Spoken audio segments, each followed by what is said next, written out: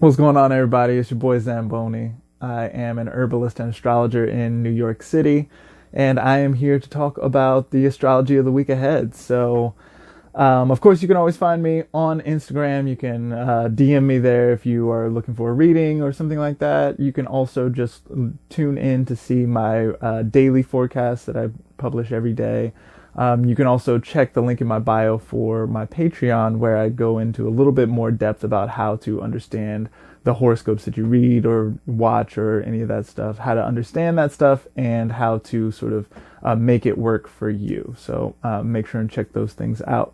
So let's jump on in. So let's see what is going on with the week ahead this week. We are wrapping up Taurus season this week.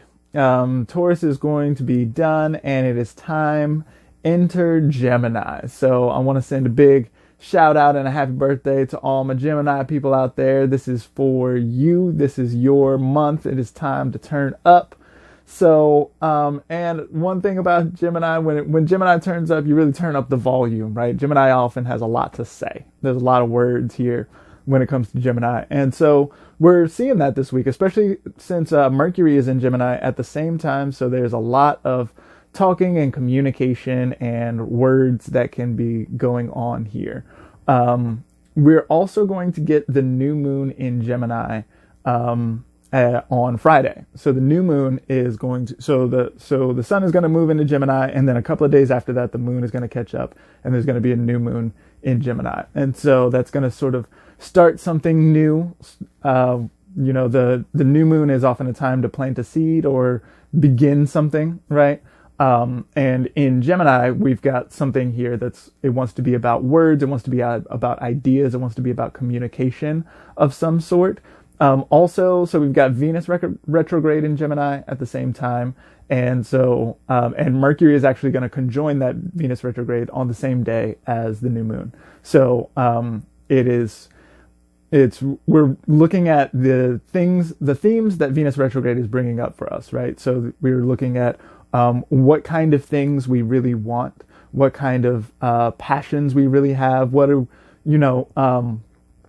really turns you on, and sort of engaging with that and trying to sort of come to terms with what is really real here, what do you really want to see in your life, and that kind of stuff, and sort of getting some ideas about that and sort of communicating those ideas about it. Now, this new moon in Gemini is also square to Mars in Pisces. So I didn't get to mention last week that Mars moved into Pisces. I just had so much to say about the retrogrades and everything that Mars kind of got left off. And so we've got Mars in Pisces now. And so this Mars in Pisces is, so for one thing, it is helpful that it's simply not in the same sign as Saturn anymore. Mars had been in the same sign as Saturn for 12 weeks, which is about twice the amount of time that it normally spends in the same sign as Saturn. Usually Mars spends about 6 weeks in a sign, but because Saturn and Mars moved signs at about the same time, we really got 12 weeks of Mars being in the same sign as Saturn. And so that's just like, those are our no-no boys, both of them. And they're sort of just like been in the same spot, generating a lot of pressure for a while. And so now Mars in Pisces can't see that Saturn anymore. And so it's really nice to just be sort of like removed a little bit. Now it does mean that things are going to be a little bit less precise. Saturn is really disciplined, and for that 12 weeks they were in Saturn signs. There was a Capricorn and then Aquarius, right? Saturn rules both of those signs, and so there was a nice Saturnian discipline to it, which is restrictive and constricted, and so we noticed things like quarantine happening during that time, right? But it was also, there's a discipline to it, and there's a kind of, you get done what you have to get done. Mars in Pisces is much more sort of freewheeling, and, Pisces has a lot of, dreams associated with it, right? There's visions of possibility and future and stuff like that are, available here. And Mars really wants to act on that. Mars really wants to make it happen. So this Mars is actually going to be square to the new moon in Gemini. And so this is actually going to bring a little bit of tension to the new moon. It's going to bring some heat, some fire. It's going to bring some some itch to handle some stuff, to get some things moving here. But really what I'm coming back to more and more is that this is a period of space. This is a very busy year, 2020. And so we've had a very busy beginning of the year, and the end of the year, from basically the whole second half of the year, from July through most of December, is going to be very busy. There's a lot going on. There's a lot to do.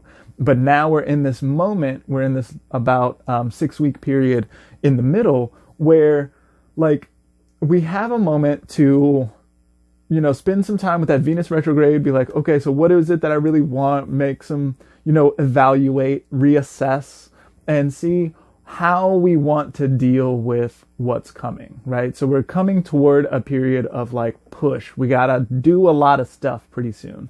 And so this is a good opportunity to maybe, spend some time thinking about where it is that we want to go. And so I think that there's likely to be a lot of itch and a lot of desire to do stuff around this new moon, especially with that square to Mars. And a square to Mars is really, it's tense.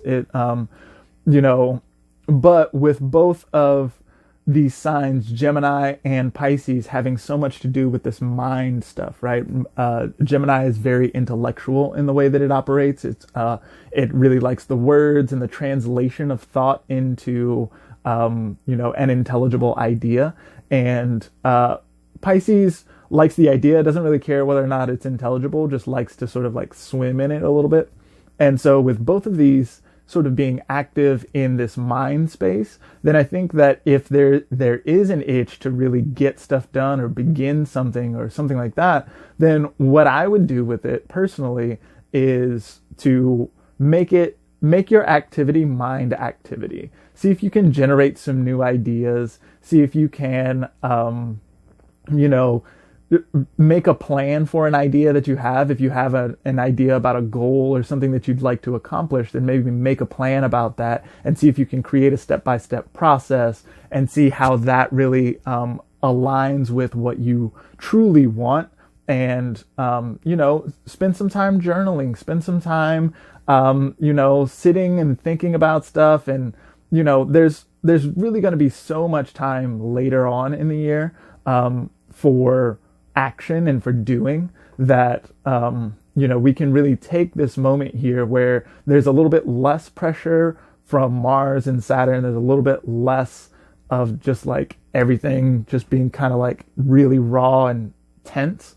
And there, with that Venus retrograde, which is also going to say hi to Mars next week, then there's this sensitivity that's going on here. And we really have an opportunity to sort of sit with that and to think about that and think of like, well, if I'm so sensitive about this and I'm feeling all these feelings, what does this really mean? And how does this translate to what I want versus what I don't want and what's really real in my life? And so if there is this itch to like do something, then try to make that doing something, making a plan. Making a plan is not really so active that,